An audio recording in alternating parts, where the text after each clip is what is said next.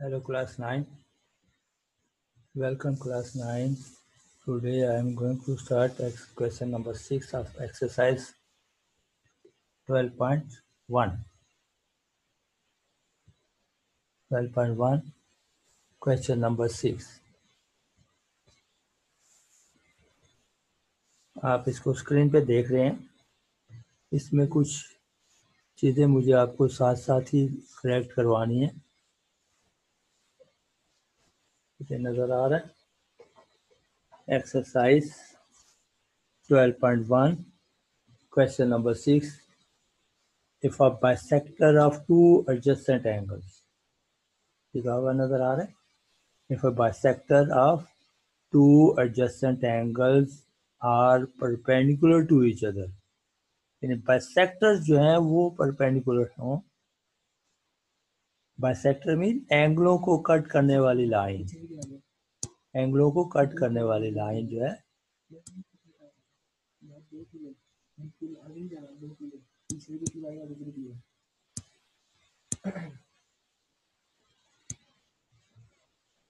if a bisector of two adjacent angles कौन कौन से हैं? ए ओ सी और बी ओ सी दोनों एडजस्टेंट एंगल है. ठीक है. टू एडजस्टेंट एंगल कौन कौन से हैं? Measurement angle A O C and measurement angle B O C. ये एडजस्टेंट एंगल है. जैसे मैं आपको सामने ये लाइन ड्रॉ करते हुए बनाने लगूं. ये हमारे पास ए बी लाइन है और इस पे ये सी हमने ये ड्रॉ कर दिया. ये एडजस्टेंट एंगल्स हो के ए ओ, ये ओ और ये सी. ए ओ सी एक ही एडजस्टेंट एंगल है, एक ही एडजस्टेंट एंगल. इनके बाइसेक्टर, इस एंगल का ए ओ सी का बाइसेक्टर ओ डी ये आ गया और बी ओ सी का बाइसेक्टर बी ओ सी का है ओ, ये ओ सी ओ ई आ.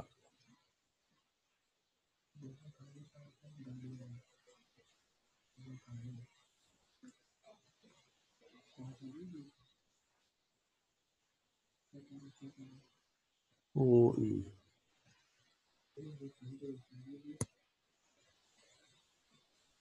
ओ D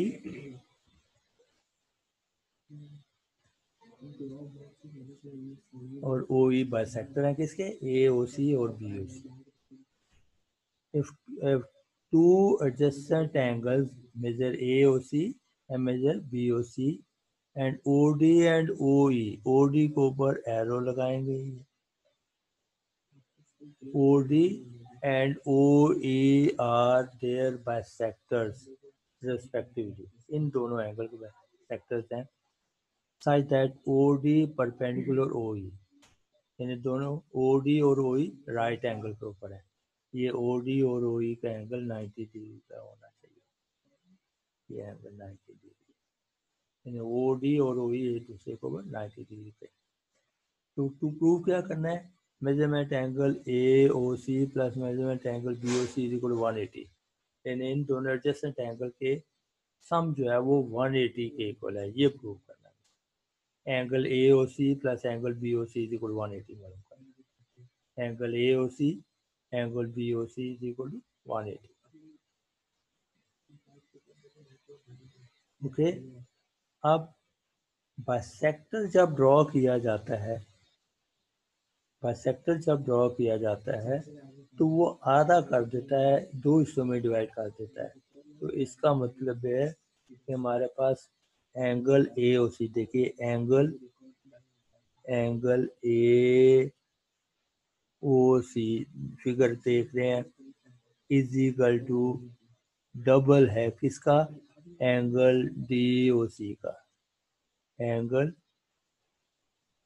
O D C D O C होना चाहिए, डी ओ सी का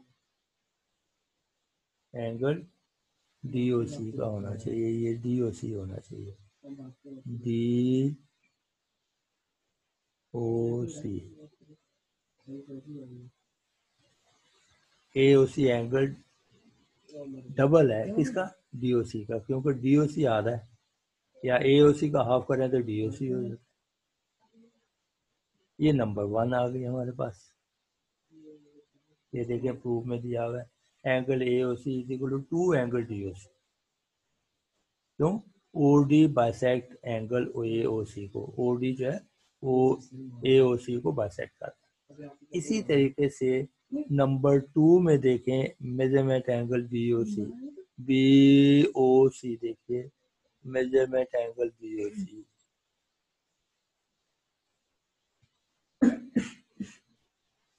B O C is equal to, ये भी 2 टाइम्स एंगल ई ओ सी होगा, ई O C.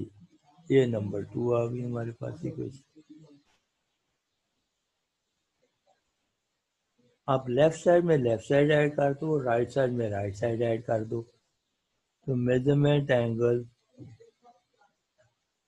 A O C plus measurement angle B O C is equal to, यहाँ पे नीचे इसमें लिखने लगा हूँ, 2 measurement angle D O C plus 2 measurement angle E O C.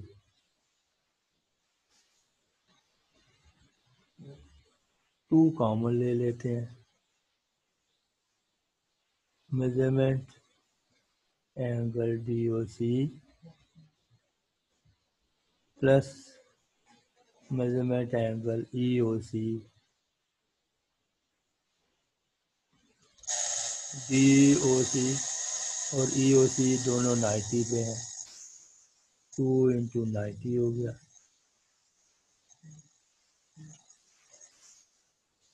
2 into 90 पे थे। तो एडमिट करें जी इनको, ठीक है पहले आया कर, तो अब 2 को 90 से अगर मल्टीप्लाई करें तो कितना आ जाएगा एंगल, 180 हो गया।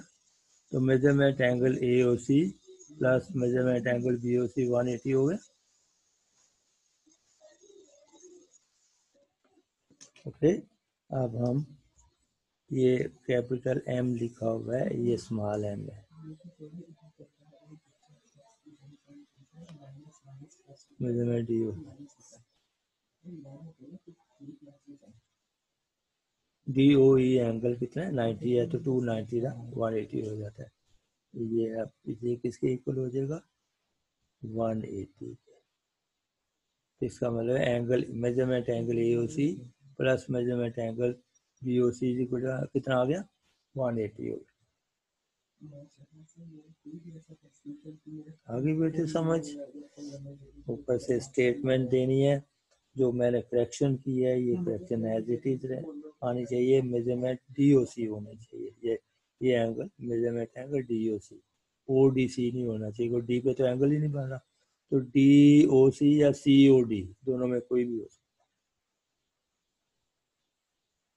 डी ओ ई किसके इक्वल है, ये डी ओ ई 90 डिग्री है, ये 90 डिग्री, ई ओ और डी ओ एक दूसरे को 90 डिग्री है, तो फिर इनकी वैल्यू हमने हमारे पास आ गई, ये दोनों मिलकर D O C plus E O C is equal to 290 degree है, तो 290 था 180, तो ये हमारा पहला थ्योरम नंबर 6 जो है वो 2 हो। आगे बेटे समझ आ गई। ये इस लाइन को क्या कहते हैं, इसको परपेंडिकुलर कहते हैं, याद रखिएगा, ये नीचे से लाइन कट कर दीजिए ना, स्ट्रेट को, स्ट्रेट लाइन को,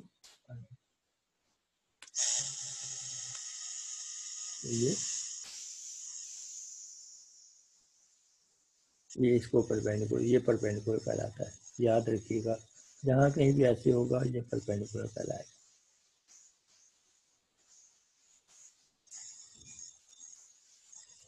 जी बेटे, अब नेक्स्ट क्वेश्चन देखिए।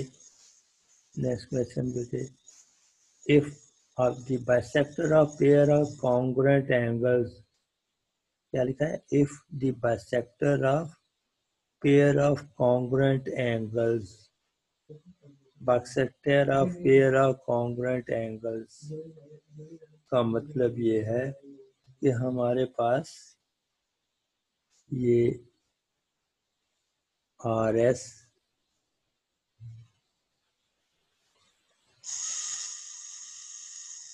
आर और ये एस और ये इसको ये कट कर रहा है, ए भी कट कर रहा है।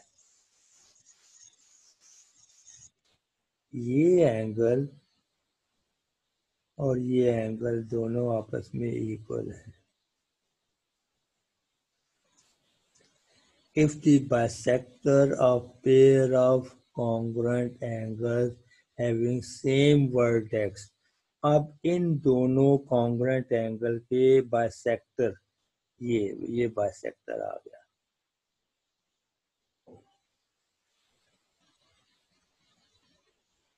ये इसका नाम हमने P दे दिया पॉइंट, और इधर इसका बाइसेक्टर, दोनों पे एंड पॉइंट आपस में मीट कर रहे हैं, तो ये Q हमने दे दिया इसका नाम। तो कह रहा है if the bisector of pair of congruent angle, congruent angle के ये बाइसेक्टर और ये बाइसेक्टर और ये बाइसेक्टर जो है दोनों हैविंग सेम वर्टेक्स, दोनों एक ही पॉइंट पे यहाँ पे मीट कर रहे हैं। ये ओ पॉइंट है। ये कौन सा पॉइंट है? ये ओ पॉइंट पर, इसका नाम पॉइंट ओ दे देते हैं। ओ पॉइंट, ये O point vertex are two opposite rays, तो दोनों क्या होंगे? ऑपोजिट रेज हैं। अगर ये opposite rays, then side of the angles are two intersecting lines. तो फिर अगर ये रेज है तो फिर इनकी ये जो एंगल थे, एंगल कौन कौन सा है?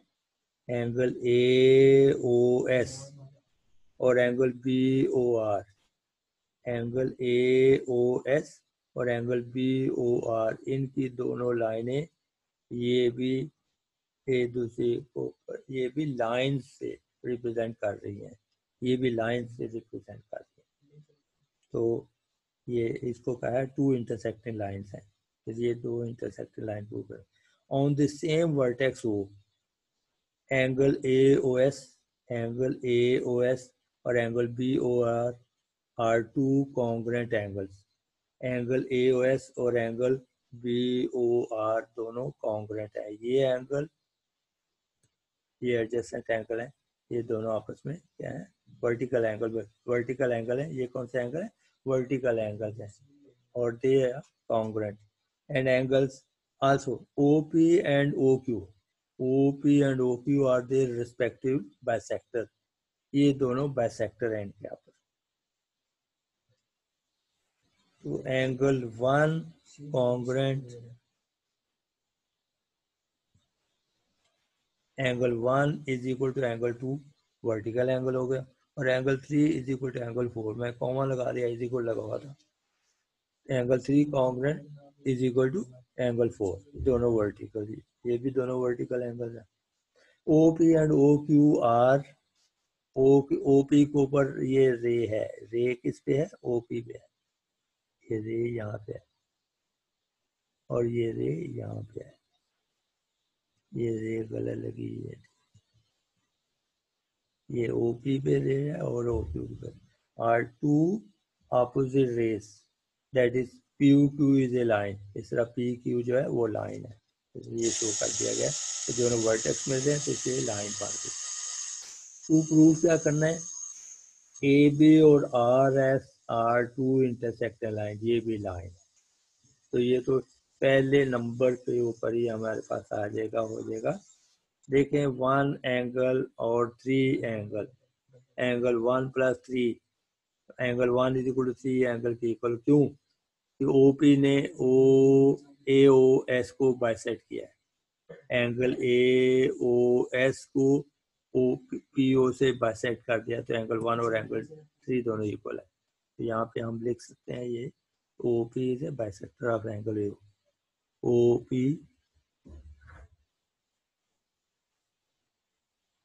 इज बाइसेक्टर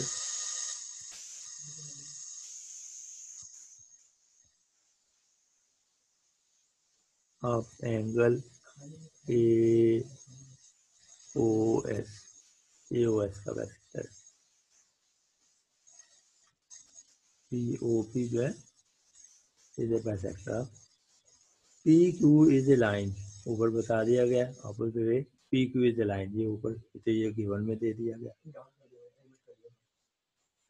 ठीक है ये गिवन में दे दिया।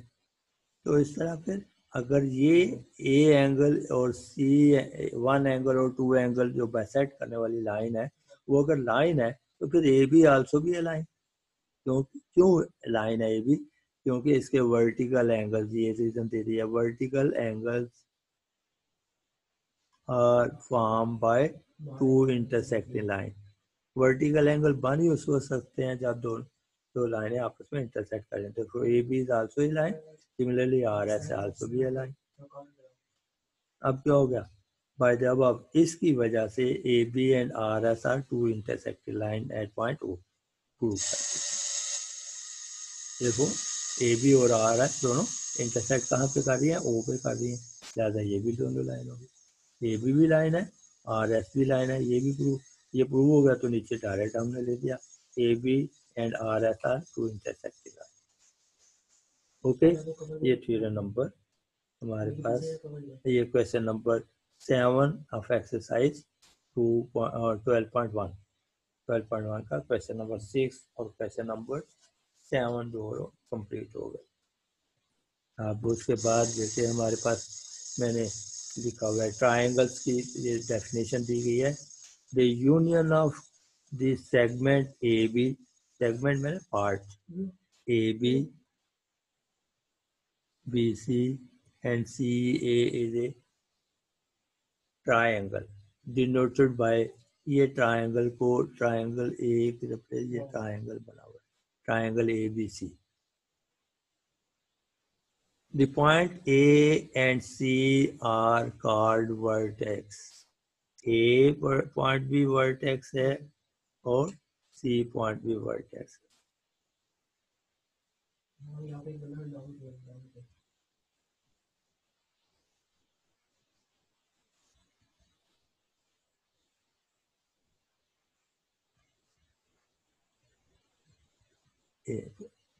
and C are called vertex. And the line segment AB, BC, AC are called the sides of triangle ABC. Triangle ABC has three angles. BAC angle A से रिप्रेजेंट कर रहा है ABC angle B angle को represent कर रहा है और ACB C angles are called the angles of the triangle ABC। ये A एंगल को हम BAC कहेंगे B एंगल को ABC कहा C एंगल को क्या कहा AC। तो ABC ये B है ये B बना हुआ है ये दिस इज अ B।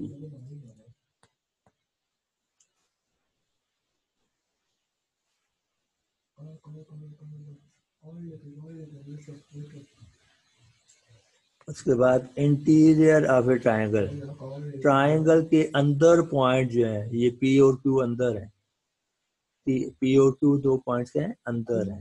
तो ट्राइंगल की लाइनें कौन कौन सी हैं बी सी सी ए इनके बाउंड्री के अंदर जो पॉइंट होंगे उनको क्या कहेंगे interior of A triangle the set of all points lying in the interior of all the three angles के अंदर is called interior of the triangle। ये एंगल ए के अंदर है ये इधर है ये इधर है ये इधर है और इसके अंदर सब चीज जितने भी पॉइंट हो P Q R S ऐसे ले ले ये क्या होते हैं इंटीरियर ऑफ द ट्राइंगल होते हैं। उसके बाद exterior of the triangle triangle के बाहर एन एम ओ ये बाहर है ट्रायंगल से, लिहाजा O M N are lie exterior of the triangle. Triangle से बाहर होंगे तो उसको एक्सटीरियर ऑफ द ट्रायंगल कहेंगे। इंटीरियर ऑफ द ट्रायंगल क्या होता है? ट्रायंगल के अंदर की तरफ जो होता है उसको इंटीरियर कहते हैं। ट्रायंगल के बाहर की तरफ जो पॉइंट होंगे उसको क्या कहेंगे? Exterior of the triangle. Union of triangles and its interior is called triangular regions or triangle area. So interior and exterior angle. Angle A, B, C are interior of triangle ABC, and angle which is adjacent to the supplementary.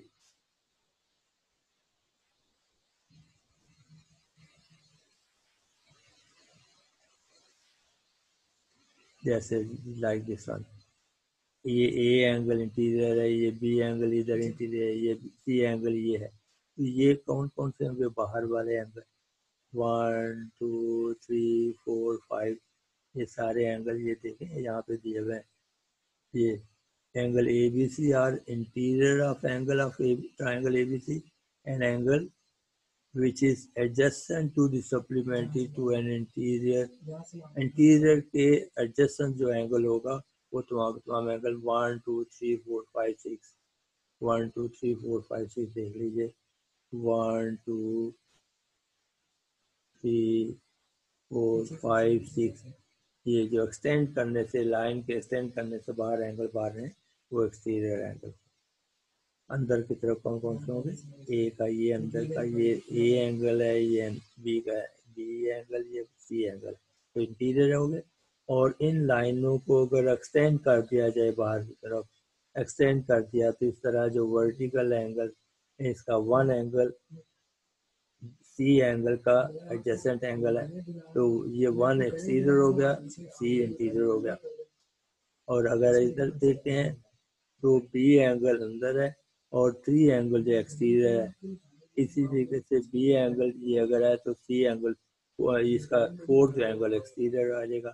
जैसे सी का exterior angle 2 भी हो गया। ए का देखिए A angle अंदर है तो इसका 5 भी एक्सटीरियर है और 6 भी एक्सटीरियर है। ओके, उसके बाद है opposite angle and opposite sides. Opposite angle है in triangle A B C, angle A is opposite to B C. B C के ऑपोजिट, बी सी कहाँ दिया हुआ है? ए बी सी, ए बी सी इसी में देख लीजिए। ए बी सी, ए बी सी के ए बी सी का ऑपोजिट ये बी सी है, इसका ऑपोजिट एंगल है बी सी है, ये है बी सी है, ये बी सी, बी सी का ऑपोजिट एंगल है। और इसी तरीके से ए सी के opposite angle B, angle B के ऑपोजिट ए सी, यानी ए सी बी के ऑपोजिट है। तो ये साइडों के ऑपोजिट, इनको हमेशा याद रखिएगा। ए कैपिटल के सामने स्मॉल ए लिखते हैं, ये स्मॉल ए यहाँ पे लिखा जाएगा। सी के आगे स्मॉल सी लिखा जाएगा, कैपिटल बी के सामने स्मॉल बी लिखा जाएगा। तो ये साइडों को रिप्रेजेंट करते हैं। ये किसको रिप्रेजेंट करते हैं? साइड्स को। ये बी, ये small A small B small C, angle A के ऑपोजिट साइड जो होगी स्मॉल ए से रिप्रेजेंट की जाएगी, एंगल बी के opposite small B, angle C के सामने स्मॉल सी, ये इसको ऑपोजिट साइड में शो किया जाता है। Included and excluded angle. Including triangle and DEF, D is included angle. अब इंक्लूडेड एंगल बोलिए, डी बाहर है, DEF, D इज एक्सक्लूडेड बाहर से, ये बाहर पड़ा हुआ है। इंक्लूडेड होगा तो E एंगल इंक्लूड कैसे बोलेंगे? DEF, DEF क्या होगा? इंक्लूडेड एंगल होगा। DEF क्या होगा? इंक्लूडेड एंगल होगा। DEF क्या होगा? DE और EF के इंक्लूडेड एंगल, DE और EF के included angle he DF D is included angle of side. D किसके हो गया? डी है ई डी, डी और ये जो है ना यूपी नहीं है बल्कि इसकी जगह है ये डी ई और ई एफ।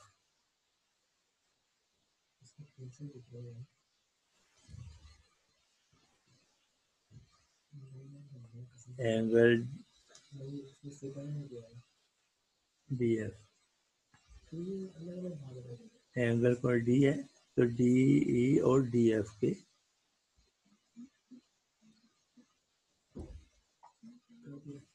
डी ई और डी एफ के दरम्यान में एंगल डी आएगा।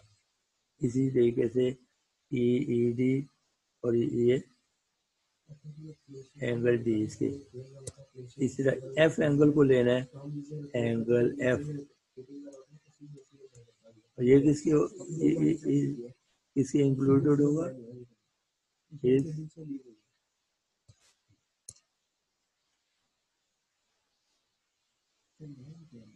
इंक्लूडेड किसके होगा? D F and E F.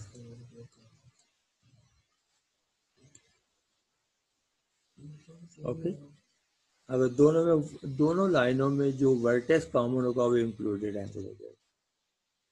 दोनों दो लाइनों के दौरान जो कॉमन वर्टेक्स आ जाता है डी एफ एफ और ई एफ एफ, दोनों का एफ इंक्लूडेड कहलाएगा। एक्सक्लूडेड क्या होगा? डी एफ और ई एफ का एक्सक्लूडेड ई हो गया, बाहर है, दोनों में कॉमन नहीं है। डी एफ और ई एफ का डी भी एक्सक्लूडेड है, बाहर। इंक्लूडेड और एक्सक्लूडेड, एक्सक्लूडेड होना चाहिए। ओके, आप साइडें भी बता दी। उसके बाद काइंड ऑफ ट्राइंगल, तीन साइड के लिहाज से ट्राइंगल तीन किस्म की होती हैं। साइड के लिहाज से ट्राइंगल कितनी किस्म की होती हैं? तीन किस्म की होती हैं। नंबर 1 देखिए ट्राइंगल स्केलन ट्राइंगल जिसमें कोई साइड बराबर ना हो। देखिए cut number 1, cut number 2, cut number 3, तीनों की लेंथ डिफरेंट है, तो ये कौन सी होगी? Scalene triangle. Triangle having no side congruent is called scalene. उसके बाद आइसोसेल ट्राइंगल, जिस ट्राइंगल में दो साइडें अगर इक्वल हो, दोनों साइडें इक्वल हैं, side 1 this and is called ISOCELL triangle. 2 minute रह गए बेटे। उसके बाद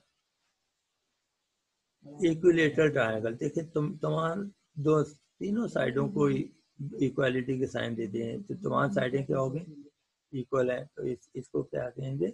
इक्विलेटरल ट्रायंगल। इक्विलेटरल ट्रायंगल यानी तमाम साइडें इक्वल हैं, तो जिसकी तमाम साइडें इक्वल होंगी उसके तमाम एंगल भी याद रखिएगा इक्वल होते हैं। और आइसोसेल जिनकी दो साइडें इक्वल हैं, अपोजिट एंगल भी इक्वल होते हैं। अगर दो साइडें इक्वल हैं तो उनके अपोजिट एंगल भी इक्वल होते हैं। ये एंगल इस एंगल की इक्वल होगा, क्योंकि ये दोनों साइडें इक्वल हैं। तीनों साइडें इक्वल हैं तो लिहाजा इनके तीनों एंगल भी इक्वल होंगे। तीनों एंगल भी इक्वल होंगे, तीनों एंगल इक्विलेटरल ट्रायंगल के तीनों all the three angle are to be equal. उसके बाद नेक्स्ट है अक्यूट एंगल। एंगल के लिहाज से थ्री काइंड होती है ट्रायंगल की। कौन कौन सी? अक्यूट एंगल, अक्यूज angle and right angle. Acute angle having all the three angles acute, that is to be called acute angle. 90 से तमाम लेस हैं तो acute angle है। ये ट्राइंगल acute angle ट्राइंगल, ये एंगल कौन सी है? acute angle triangle. उसके बाद बेटे राइट एंगल। राइट एंगल में देखें बेटे, जहाँ पे बॉक्स बना है यकीनन इसके 90 डिग्री है, तो ये ट्राइंगल कौन सी होगी? 90 डिग्री पे बन है, तो राइट एंगल ट्राइंगल होगा। अक्यूज ट्राइंगल जो 90 से ग्रेटर, एक एंगल अगर 90 से ग्रेटर हो तो वो कौन सी होगी? अक्यूज ट्राइंगल होगी। तो इस तरह आपको ट्राइंगल के नाम भी पूछे जा सकते हैं 9th क्लास में। कि how many kinds of triangle with respect to side and angle. तो साइड और एंगल के लिहाज से आपने उनके नाम लिखने हैं, उनकी फिगर बनानी है। ये भी एक क्वेश्चन है, ये क्वेश्चन इसमें एक्सरसाइज में भी दिया हुआ है कि एंगल के लिहाज से ट्रायंगल्स लिखिए और साइड के लिहाज से। Right all the 6 type of triangle. 6 type of triangles क्या होंगी? पहले लिखेंगे side with triangle with respect to side, फिर लिखेंगे triangle with respect to angles. तो पहले साइड के लिहाज से बताएंगे, अगर कोई साइड इक्वल ना हो तो कौन सी होती है? स्केलर। अगर 2 साइडें इक्वल होंगी तो उसको आइसोसेल ट्रायंगल कहेंगे। अगर तीनों साइडें इक्वल हैं तो उसको कौन सी कहेंगे? इक्विलेटरल ट्रायंगल कहेंगे। ये इक्विलेटरल ट्रायंगल आ गई, ये आइसोसेल ट्रायंगल आ गई, और इसे ये स्केलर, उसके बाद ये आइसोसेल ट्रायंगल है, उसके बाद ये कौन सी है? इक्विलेटरल ट्रायंगल है। अक्यूट एंगल ट्रायंगल, कोई एंगल भी तमाम एंगल लेस देन 90 है। और उसके बाद राइट एंगल, एक एंगल 90 का हो तो राइट एंगल होता है, और अगर एक एंगल किसी भी ट्रायंगल का one of the angle is more than 90 हो तो उसको ऑब्ट्यूज एंगल कहते हैं। क्या कहते हैं? Obtuse angle. उसके बाद फिर वन कॉरस्पॉन्ड पॉलीनॉम में पॉलीगॉन। पॉलीगॉन क्या होता है? Closed surface, 3 sides, 3 or more than 3 sides से क्लोज सरफेस को पॉलीगॉन का नाम दे देते हैं। ठीक है, तो उसके बाद फिर इसकी 1:1 कॉरस्पॉन्डेंस, फिर ए का कॉरस्पॉन्ड पी है, बी का कॉरस्पॉन्ड क्यू है, यानी वर्टेक्स वर्टेक्स से अगर ट्राइंगल को उसको ऊपर ला कर रखें, ए का कॉरस्पॉन्ड पी, बी का कॉरस्पॉन्ड क्यू, सी का कॉरस्पॉन्ड आर है। बी एंगल, एंगल ए का कॉरस्पॉन्ड एंगल पी है, एंगल बी का कॉरस्पॉन्ड क्यू है, एंगल सी का कॉरस्पॉन्ड आर है। तो कॉरस्पॉन्ड बताना ये पूछा जा सकता है एंगल के लिहाज से, साइडों के लिहाज से। देखिए एंगल ए बी सी होगी, angle A congruent P, angle B congruent Q, angle C congruent angle R, A B P Q के, बी सी क्यू आर के, और ए सी ई आर के। एंड देन अगर तुम ये इस तरह इक्वल तमाम एंगल और साइडें इक्वल हो जाए तो ट्राइंगल कॉन्ग्रुएंट हो जाती है। तमाम एंगल्स और साइड इक्वल हो जाए। अगर सिर्फ एंगल्स की बात से कही जाए, साइड ना कहा जाए, तो फिर ट्राइंगल सिमिलर होती है। याद रखिएगा, if all these 3 angles of 2 triangles are congruent, side नहीं कहा, the triangles are similar। अगर एंगल और साइड भी लफ्ज आ जाए तो ट्राइंगल कॉन्ग्रुएंट होती है। इसका मतलब है एक ट्राइंगल को दूसरी ट्राइंगल के ऊपर अगर रखा जाए तो उसके तमाम वर्टेक्स एक दूसरे को टच करेंगे, एंड को बढ़ाएंगे, ना ट्राइंगल को बड़ी होगी ना ट्राइंगल दूसरे की छोटी होगी। ये हर लाइन के ऊपर आएगी और हर कॉरस्पॉन्ड एक दूसरे के ऊपर ओवरलैप करेगा। अगर एक ट्राइंगल का तमाम साइडें दूसरी ट्राइंगल की तमाम साइडों के ऊपर ओवरलैप हो जाए और उनकी लेंथें इक्वल हों तो ऐसे ट्राइंगल्स को हम कॉन्ग्रुएंट ट्राइंगल्स कहते हैं। और सिमिलर कब होती है? जब 2 ट्राइंगल्स के दरमियान एंगल सिर्फ सेम हो, इसमें साइडें ग्रेटर और लेस हो सकती है, और जब ग्रेटर और लेस होगी तो उसकी साइडों में रेशियो होगी। सिमिलर ट्राइंगल्स में रेशियो होती है। सिमिलर का